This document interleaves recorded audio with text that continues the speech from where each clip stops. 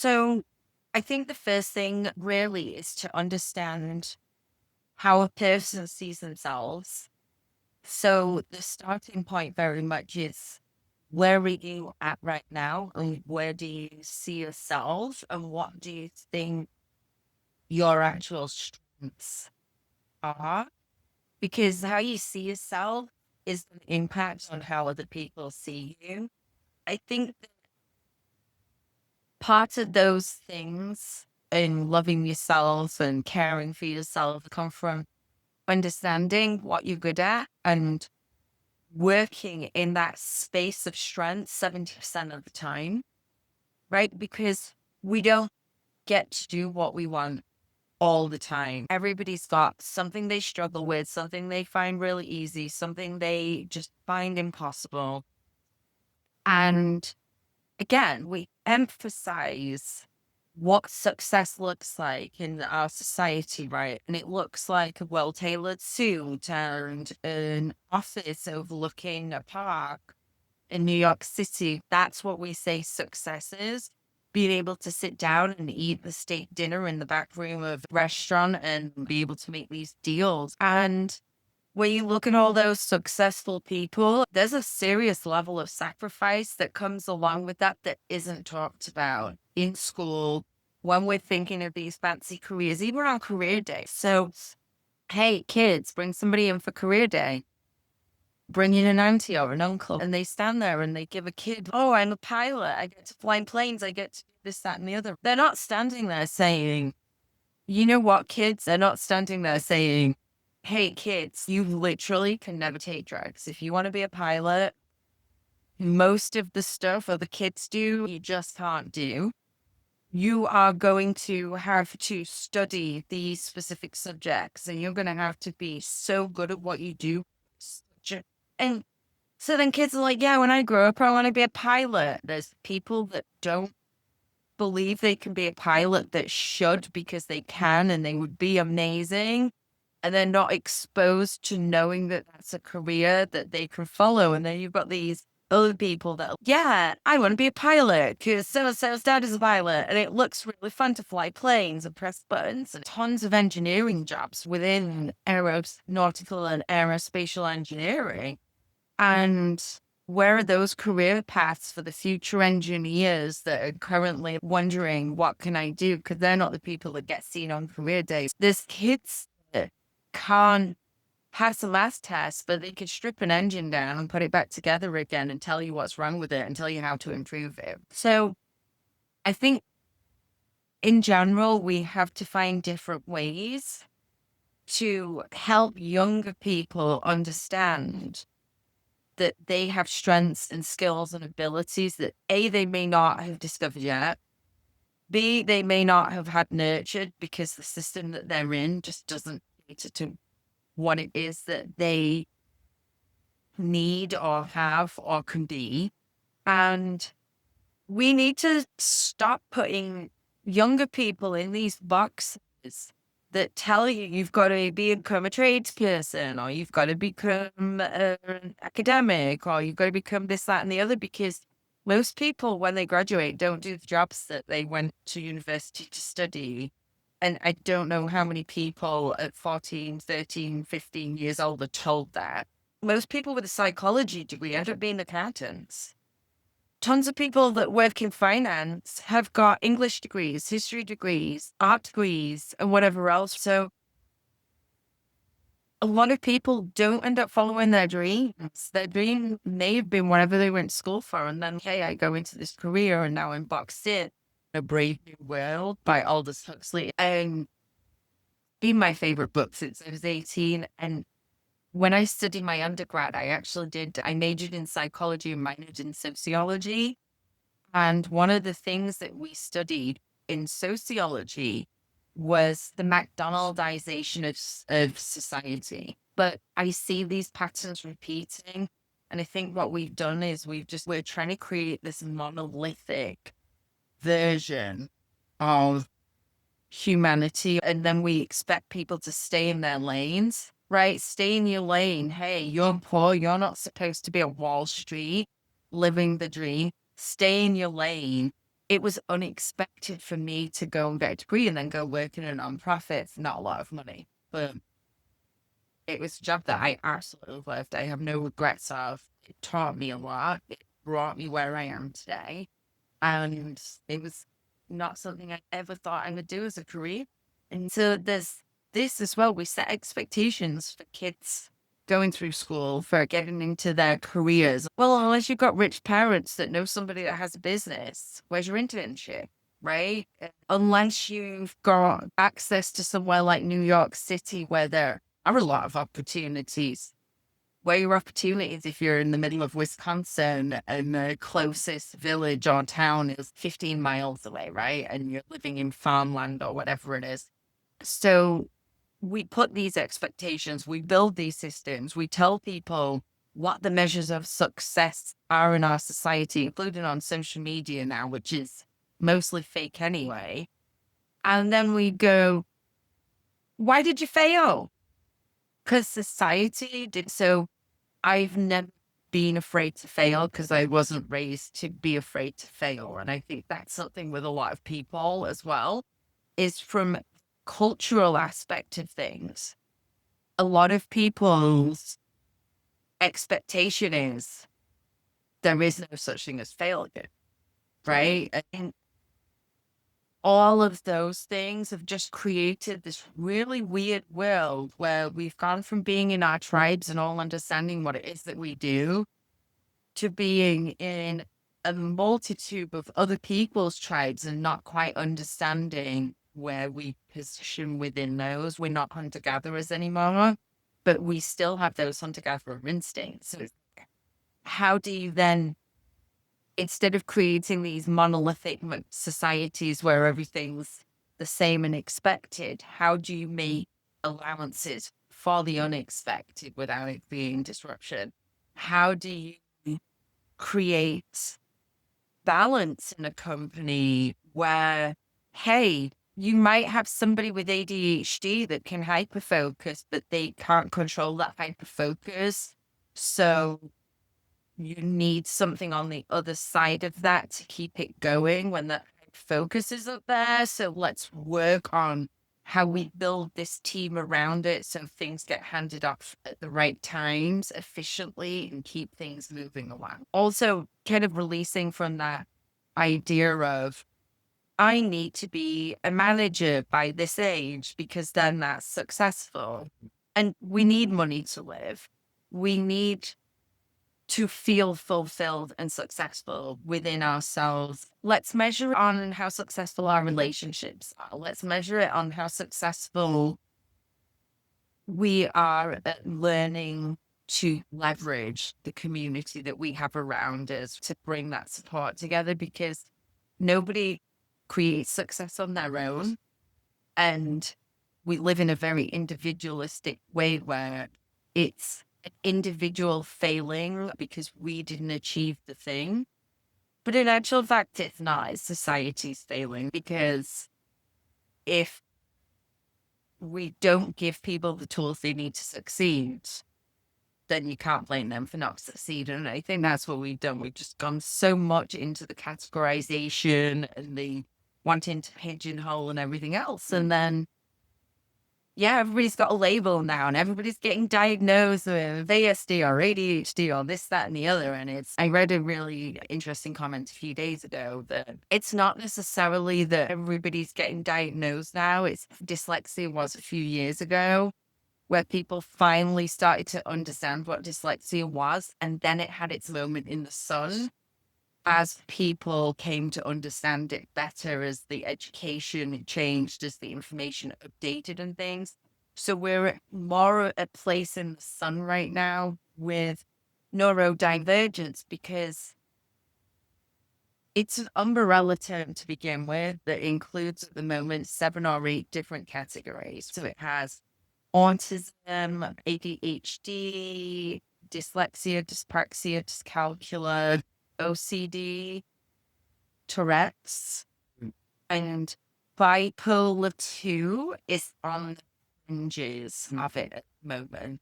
I'm sure I've probably missed some others that are on the fringes right now where they're looking to say, is this a mental illness or is this a divergence in the brain chemistry and how the brain developed, which means that person thinks differently? Because if you're trying to fix an illness, that's very different to understanding that somebody has a difference that can't be fixed, that creates a divergence in how you see, feel, act, and respond.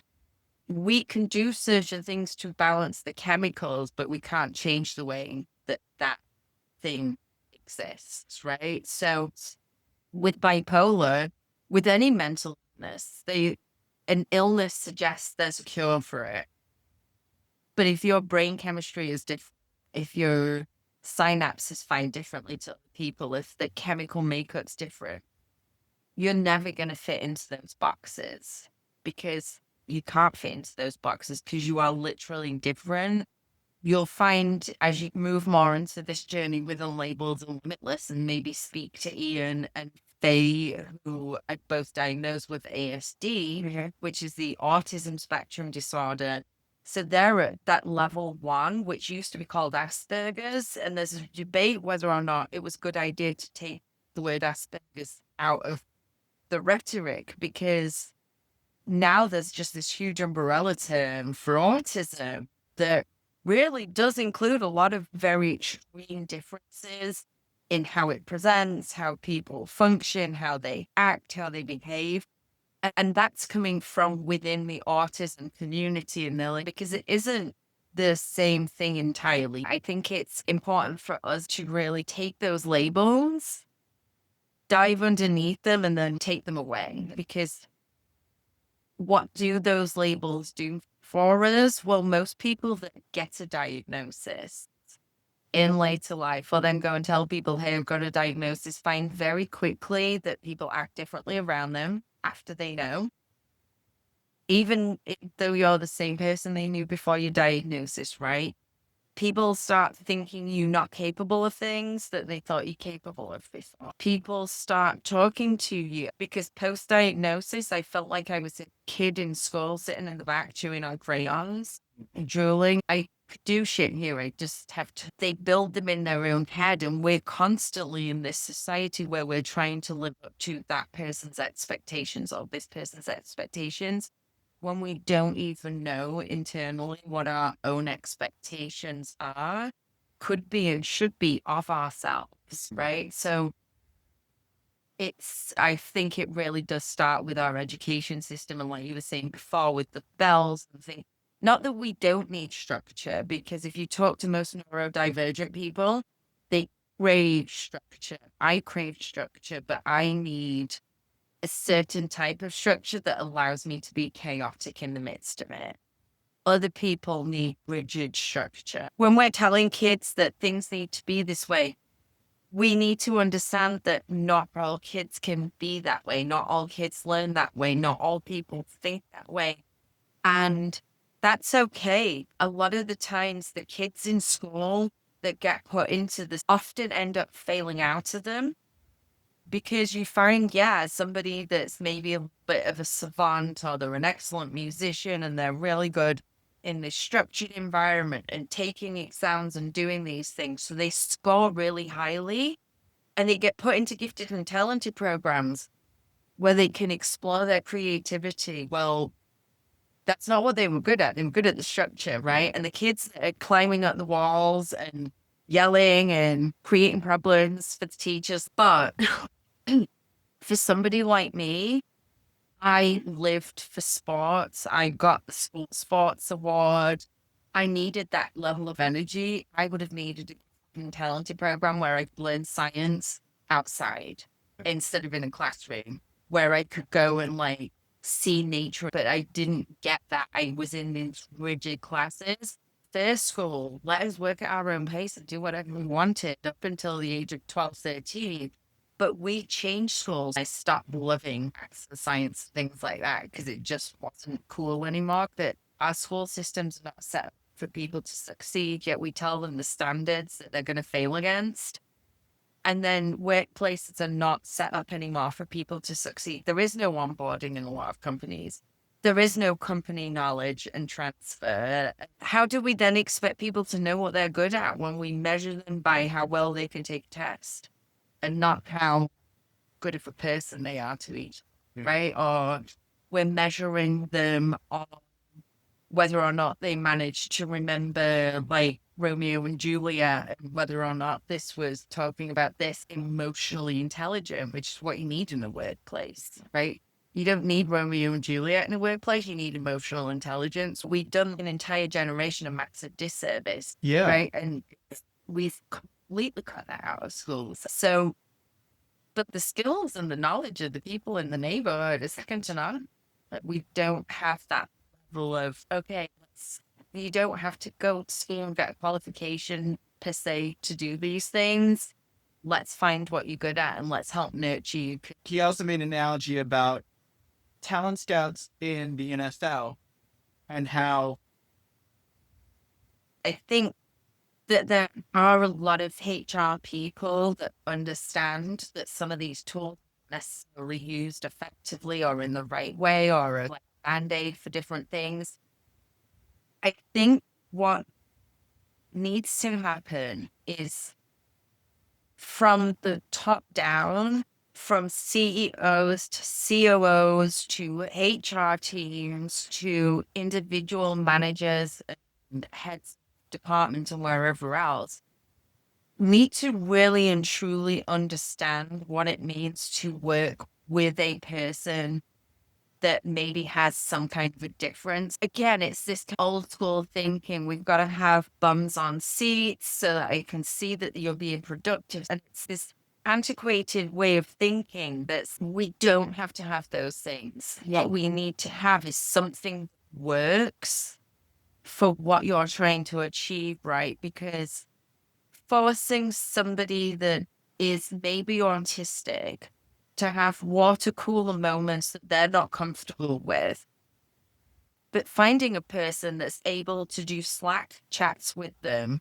or maybe work on a different level to bring their water cooler moments to a group session, right? It's going to help that person shine.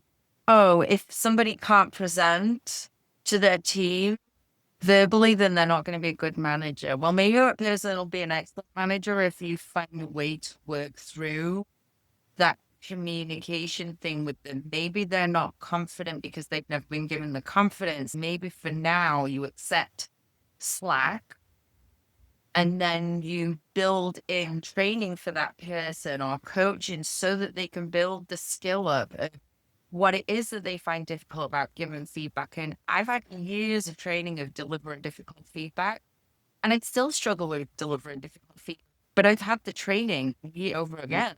It becomes something that you do more natural then, right? But it's to make an assumption that everybody in a management position should be able to verbally deliver feedback. And if they can't do it, they shouldn't be a manager. When you hired them for a skill set or a strength they have that your company lacks, to me said you don't know what to do with somebody's strengths, because you should help optimize their 70% and then find a way to compensate that 30 with them. So yeah, you're as a manager, you're going to have paperwork to do. It's inevitable. I get it. You don't like having meetings and taking notes. Tough shit.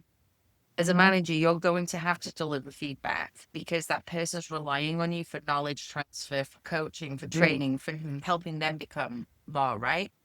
But let's find a way that works and will compensate this other 30. For now, do you need somebody, an HR person, to be with you to help you deliver that in a way that's insightful? Do you need us to practice doing a role play so that you can get comfortable? Do you need a discussion planner to take with you to keep you on track? There's shit you can do for people instead of just going, that's just not going to work. So if the world slows down and the economy slows down or we slow down, they're not going to get as much money. So we're going to have to get rid of a whole bunch of people so that they can keep getting the same amount of money. And in the interim, you're going to have to do all these jobs that you're not qualified for, that you didn't sign up for, that you may not be skilled for, that may not work to your strengths, right? And then everybody's then working in these pressure cooker things Now we need to hire because we've got a little bit more money and we understand that everybody's getting burned out and we can't exist this. It's not sustainable. So you hire somebody new. Great. We've got this new Gen Z person and they've got a 1.0 GPA and awesome. And they've gone through a school system that nannied them and told them which files to open, when to open them, how to do it. Everything was created for them to work from. Nothing was given to them to build and create themselves. So if you're in that environment in a company now where you've gotten rid of all of your grunt workers essentially to keep the wheels going and whatever else, and you're going to then replace them with these people, better make sure you've got the training in place, because my niece hadn't had any formal work training and then she's applying for jobs and she doesn't know what to tell them when she's going to interviews because she hasn't worked. So that's what we work with her on, was understanding what a workplace expects from you. And some of it is deal with it, that's life. But we were able to give her that information with tough shit. We've all had to do it. And I know that's a hard pill to swallow, but you've got to go through that grind to get to here, and nobody gets to here without going through that. And if you do, bottom's going to fall out from under it because you won't know what to do when shit goes wrong. So let's help you get in that entry level in a place that works for you and figure out how you will work best in that environment. And then we'll find the right company for you to give to, because you'll want to give and they'll want to receive what you have to give. We're just living in this really weird work world and school world where education isn't preparing people for work and work isn't prepared for people that aren't prepared for work. So it's, well, let's get rid of the expensive people that know what they're doing so we can get cheaper people that we assume have been educated, right? But it's, well, yeah, they've got the technical knowledge, but you don't get taught processing skills. You just follow a process in a school, right? You don't get taught how to build things. You get taught how other people have built things. It's not until master's level that you then start doing the thing. Up until that level, you're learning the thing. So, and it's like, how's about we go back to the beginning? And I'm a big fan in taking steps back. And I've never been afraid to take a step back either. I think sometimes the fastest way to move forward is by recognizing when you need to stop and take 5 steps. I'm a big fan of failing fast and standing back up. So fail quickly, get your feelings out, and then we get back up and we figure out what we've learned from that failure. And I don't think enough kids are told that it's okay to fail. How many people have career changes in their 30s and 40s? And now the science backs it up that our brains don't even mature until we're in our late 20s. Yes. So we're asking a bunch of kids whose brains aren't mature to decide what they want to do for the rest of their lives, and then wondering why in their 30s they return home or leave their job or go traveling or do whatever it is. And it's like, because finally our brain has matured enough for us to begin to become comfortable in our own bodies. So I think we need to give that kind of allowance now that, like, this career may be your forever career, or it may not be, but let's make the most of it and see what we can give you and what you can take from it. Because if we can help you create a better you and a better community around you, then you'll take that into your next role and it'll kind of spread the love. Make sure you walk away with as much knowledge, experience, joy, good memories as possible. I think Burning Man exemplifies that, because nobody is paid to go to Burning Man, yet people turn up and create a full city and work voluntarily while they're there. And I think that says a lot about us as humans, because even neurotypical people are neurodiverse, right? We all have these different brains. But it says a lot about what people will do when they're engaged and passionate and believe in what they're doing versus what they'll do because they have to do it because somebody told them they need to pay a mortgage.